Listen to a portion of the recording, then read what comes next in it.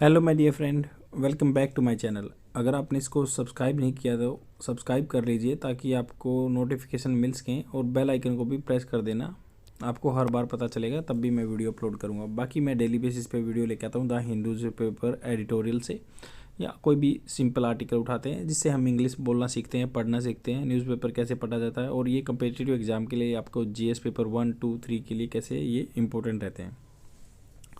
तो स्टार्ट करते हैं। आज एक इकोनॉमी का है जो जीएस पेपर नंबर 2 में काम आएगा आपका, क्योंकि इसमें क्या है, subscription to gold bond issue will open on December 19। तो ये बोल रहे हैं कि जो सब्सक्रिप्शन, जैसे आप किसी चीज़ का मान लो चैनल को सब्सक्राइब करते हैं, वैसे ही सब्सक्रिप्शन क्या है, आप जो सोवरेन क्रेडिट बॉन्ड हैं वो लेते हैं गोल्ड के, तो वो 19 दिसंबर को ओपन होंगे।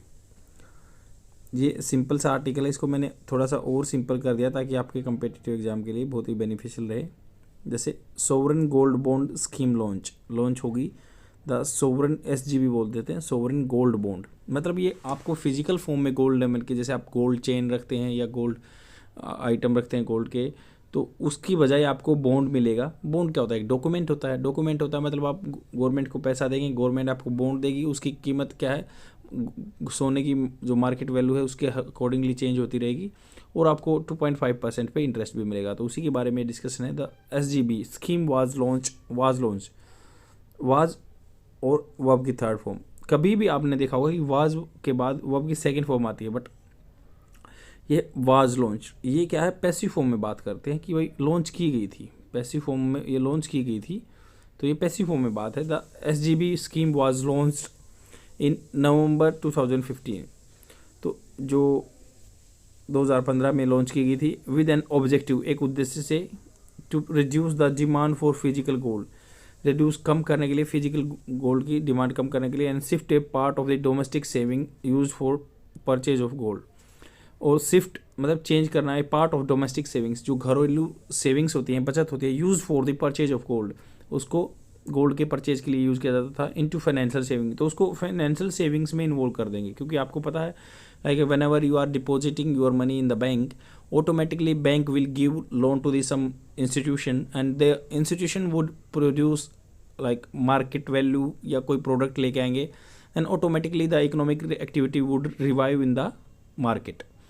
तो इसलिए वो फाइनेंशियल सेविंग्स में आ जाएंगे। जो घरेलू सोने पे लगाते थे बंदे पैसे, वो आजकल फाइनेंशियल इंस्टीट्यूशन में पैसे लगाएंगे। तो सेविंग इशुएंस, इसमें इशू क्या है, द इशुएंस कब होगा, जैसे इशू कब करेंगे, the gold bonds are issued as government of India stock under the government security act 2006। आपको पता है जी सिक्योरिटी बोलते हैं, गवर्नमेंट सिक्योरिटी, जिनके थ्रू बैंक भी लोन लेता है या गवर्नमेंट भी लोन लेती है बैंक से। जैसे गवर्नमेंट सिक्योरिटी पे करती है बैंक को और automatically they are taking money and they are using for the social security schemes. Government के पास ऐसे ही आता है। तो ये बोल रहे हैं कि जो एक्ट है 2006 का, उसके अकॉर्डिंग वो स्टॉक मार्केट में अपने गवर्नमेंट सोवरेन बॉन्ड लेके आएगी।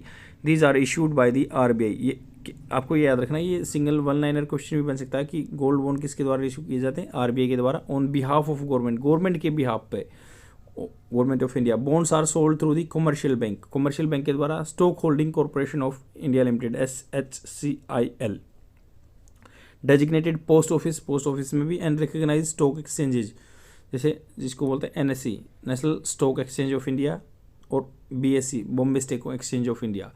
आइदर डायरेक्टली और थ्रू एजेंट्स, या तो डायरेक्टली बेचेंगे या एजेंट्स के थ्रू बेचेंगे। एलिजिबिलिटी क्या है, the bonds are restricted for sale to resident individual, जो यहाँ के रेजिडेंट है। Like if a person is living in India more than 6 month, then it would be considered as a resident. अगर आप मान लो सिटीजन अलग चीज़ है, रेजिडेंट अलग है, तो मतलब ये फॉरेनर भी ले सकते हैं। रेजिडेंट इंडिविजुअल्स या हिंदू अनडिवाइडेड फैमिली, जो मान लो पूरी फैमिली के नाम पे भी आ सकता है, ट्रस्ट के या यूनिवर्सिटी के, एंड चैरिटेबल इंस्टीट्यूशन। तो इन्वेस्टमेंट लिमिट कितनी है, मान लो आप सोचो कि भाई गोल्ड तो बहुत सारा है, बंदे पैसे भी वाले तो हैं इंडिया में, क्योंकि near about the 10% people are having 40% of the wealth of the whole India. मतलब 10% आदमियों के पास 40% पैसा है इंडिया का। इफ़ लाइक ये अगर सोचेंगे तो भाई गवर्नमेंट बॉन्ड इशू कर रही है गोल्ड के, तो वो सारे खरीदेंगे नहीं, उस पर लिमिट लगाई हुई है। The gold bonds can purchase in the multiples of 1 unit, एक यूनिट के मल्टीपल्स कितने भी ले सकते हैं, अप टू सर्टेन थ्रेशोल्ड, कुछ मतलब एक लिमिट दिए, थ्रेशोल्ड दिया है फॉर डिफरेंट इन्वेस्टर्स। जैसे upper limit for retail individual के लिए क्या है, and like Hindu undivided family के लिए 4 किलोग्राम, लगभग 4000 यूनिट, मतलब एक यूनिट मानेगी है, मतलब 4000 यूनिट तक खरीद सकते हैं, 4 kg सोना खरीद सकते हैं, मतलब sovereign credit bond. Each year financial year, each पर फाइनेंशियल ईयर, एक फाइनेंशियल ईयर में 4 किलो के सोवरेन बॉन्ड खरीद सकते हैं। For trust and similar entities, जैसे कोई संस्था है, अपर लिमिट क्या है 20 किलोग्राम पर फाइनेंशियल ईयर इज एप्लीकेबल, एक फाइनेंशियल ईयर के लिए 20 kilogram. Minimum permissible investment is 1 gram of gold, मतलब ऐसे नहीं है कि कोई 10 रुपये का खरीदेगा, 20 रुपये खरीदेगा, ऐसा कुछ नहीं है, मिनिमम 1 ग्राम खरीदना पड़ेगा आपको।